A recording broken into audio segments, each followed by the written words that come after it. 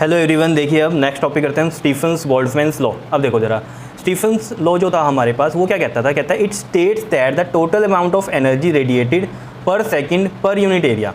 क्या कह रहा है, ये जो एनर्जी रेडिएट हो रही है पर second per unit area of a perfect black body वो डायरेक्टली प्रोपोर्शनल होती है किसकी, fourth power of the temperature of the body. मतलब क्या कह रहा है ये कि मान लो ये energy radiated per unit area और पर सेकंड है ना, energy radiated per second per unit area मैं ई से लिख दूँ अगर, ठीक है अभी समझना, वो डायरेक्टली प्रोपोर्शनल है किसके, फोर्थ पावर ऑफ टेम्परेचर। क्या इतनी बात क्लियर है या नहीं है बताओ। अब ये जो energy radiated per second per unit area, इसको मैं ऐसे लिखूँ, एनर्जी रेडिएटेड मतलब ये क्यू से हीट एनर्जी मैंने मान लिया इसको, ठीक है। एनर्जी रेडिएटेड इस तरीके से कह लो, रेडिएशंस कह लो, अपॉन में एरिया अपॉन में time, per unit area per second यानी कि टाइम पर यूनिट टाइम, ठीक है। Is directly proportional to T की पावर 4, ऐसे समझ सकते हैं इसको।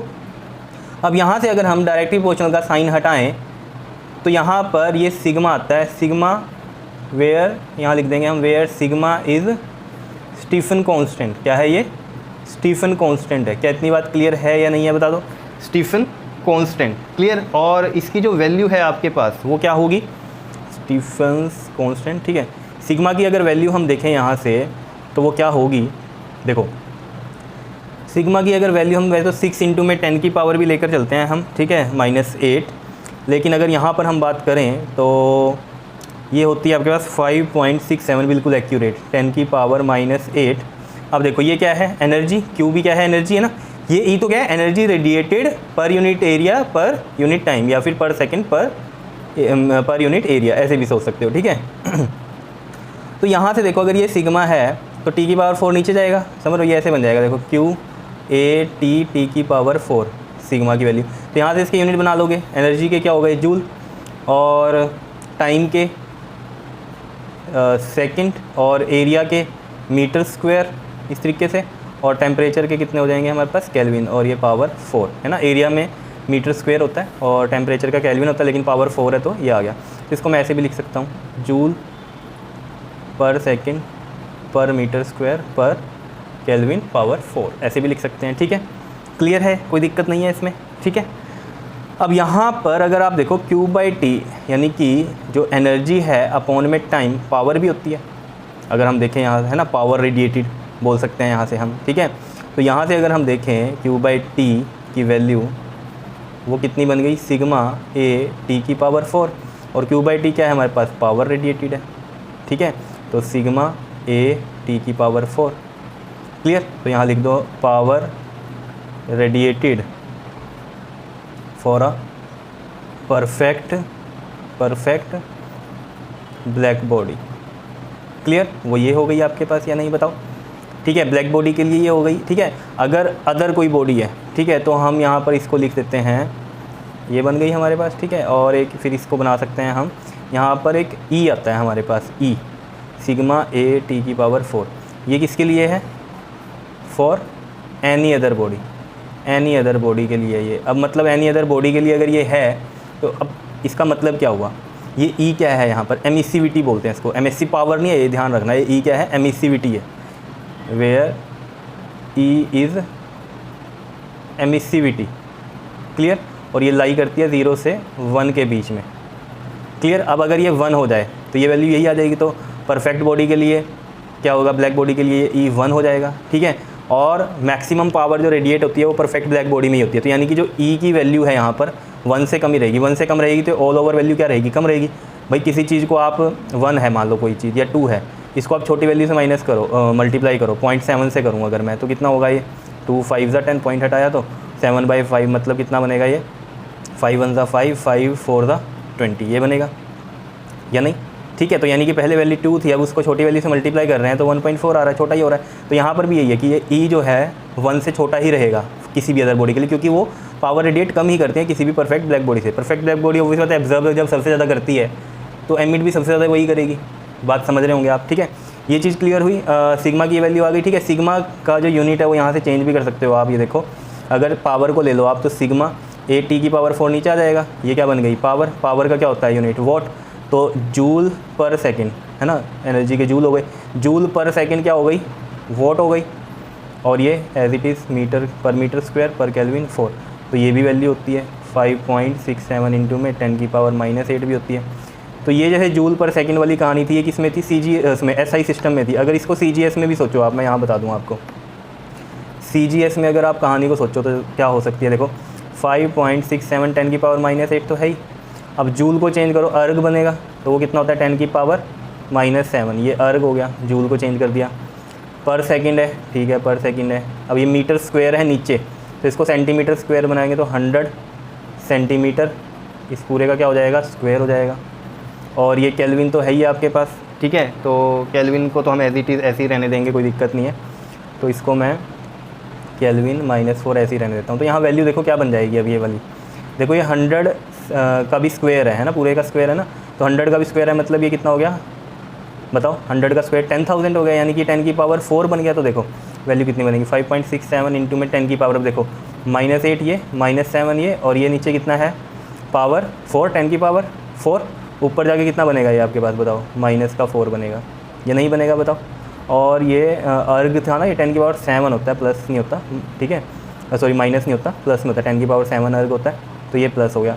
तो -8 + 7 -1, और -4 कितना हो गया, -5, तो ये 10 की पावर -5, और सेम यूनिट ये रहेगी अर्ग सेकंड, अर्ग पर सेकंड सेंटीमीटर स्क्वायर केल्विन की पावर, यहाँ पर ये 4 है, नीचे ही लगाया हुआ है ना मैंने, ये तो -4 नहीं है, 4 ही है, ठीक है। आ रही बात समझ में, बिल्कुल ही छोटा छोटा लिख दिया, लेकिन समझो इस बात को, ठीक है। मैंने क्या लिखा है यहाँ पर, समझो इधर 5.67 इंटू में 10 की पावर -5 अर्ग लिखा है, अपोन में ऐसे करके सेकंड सेंटीमीटर स्क्वायर केल्विन की पावर 4।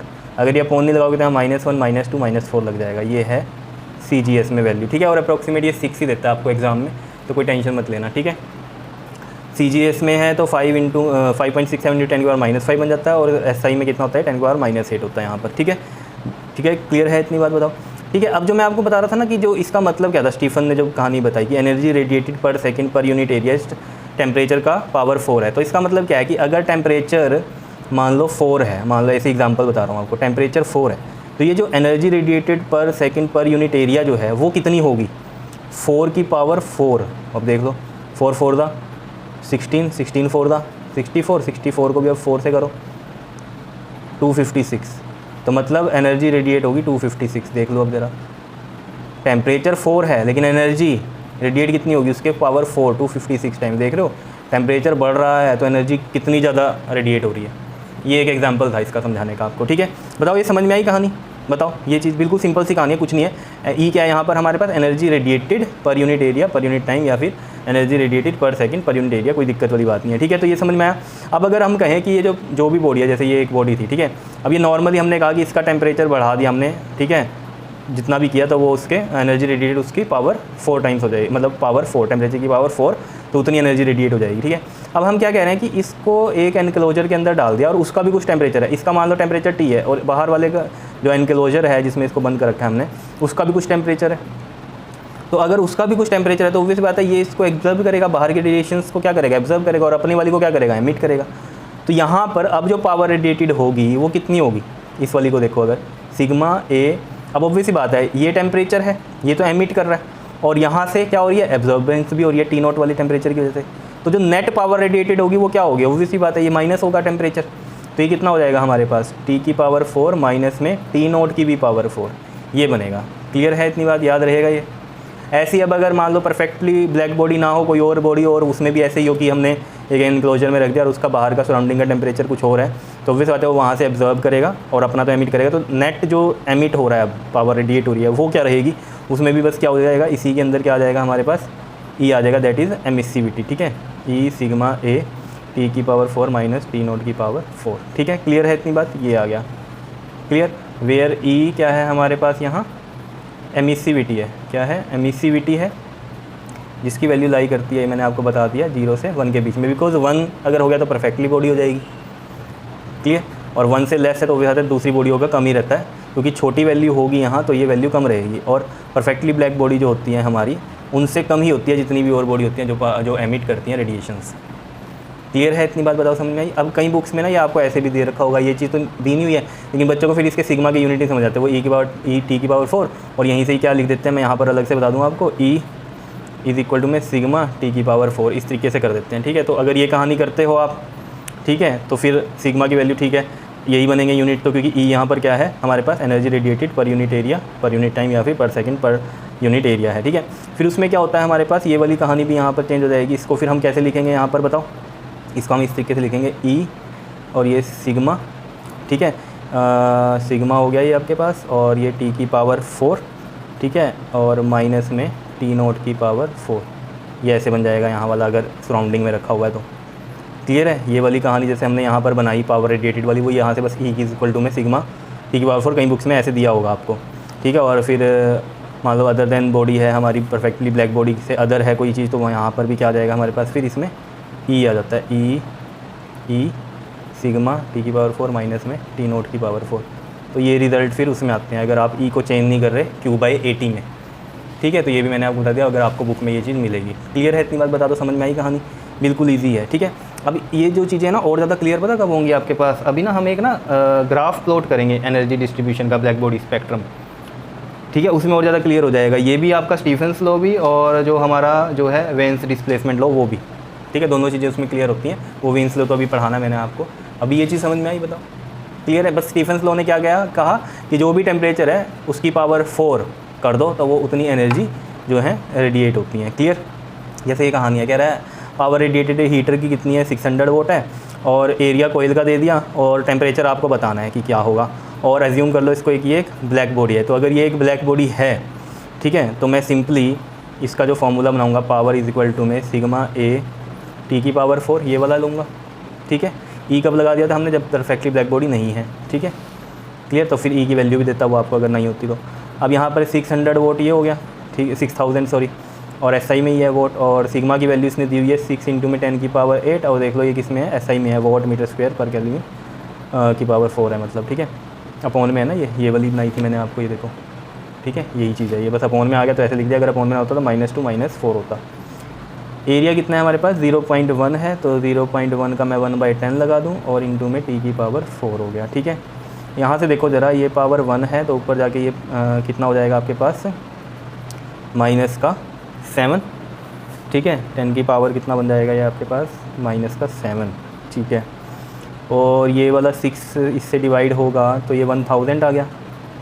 ये 10 की पावर अगर ये 0.1 था हमारे पास तो 0.1 अपॉन में कितना हो गया हमारे पास, ये 10 पॉइंट हटाया तो 1000, और ये 10 की पावर ये 1 है -1, 10 की पावर कितना बन गया ये 7 इंटू में टी की पावर 4, ये 7 नीचे आएगा इधर, तो ये है 10 की पावर 3 दिख रहा है, और ये नीचे आएगा 10 की पावर 7, और ये है टी की पावर 4। तो यहाँ देख लो अब इसके बाद 10 की पावर 3 - 7, ये 7 है, ठीक है, इसी तरीके से होगा ये 6 इंटू में 10 की पावर -8 है, सॉरी ये -8 है, तो ये 1 है ऊपर जाके -1, तो माइनस का 9 बनेगा, ये वेरी सॉरी ये माइनस का 9 बनेगा, ये माइनस का 9 इधर आ गया आपके पास, ठीक है, माइनस का 9 ऊपर जाएगा तो 10 की पावर 3 प्लस का 9 बनेगा, कितना बन गया ये 10 की पावर 12।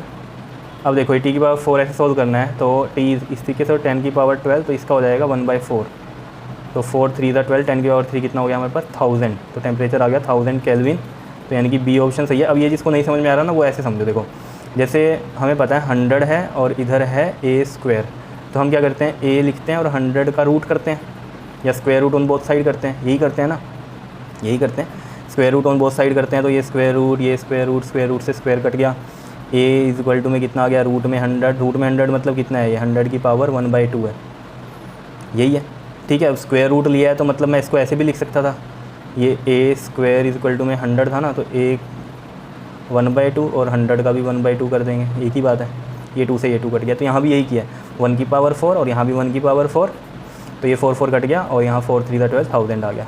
क्लियर है, तो ये हमारे पास इसका बी ऑप्शन करेक्ट था। क्लियर है, बताओ समझ में आ गया। स्टीफेंस लॉ बिल्कुल ही ईजी है, ठीक है, तो ध्यान से इसको समझना, साफ साफ नोट्स बनाना अपने, तो बहुत ईजी है। क्लियर, मुश्किल नहीं है कुछ भी, कर लोगे, बताओ ईजी था या नहीं था, बताओ कर लोगे, ठीक है, तो कमेंट में बताना ईजी था या नहीं था। क्लियर है, ओके जी, थैंक यू।